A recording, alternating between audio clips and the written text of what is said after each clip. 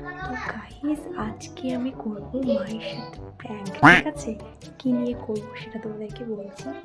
এই যে মেলা থেকে কিনে এনেছি সব, এবার আমি করবো মায়ের সাথে প্র্যাঙ্ক। ঘরে আছে মা, তো চলো যাওয়া যাক, দেখি কি করে।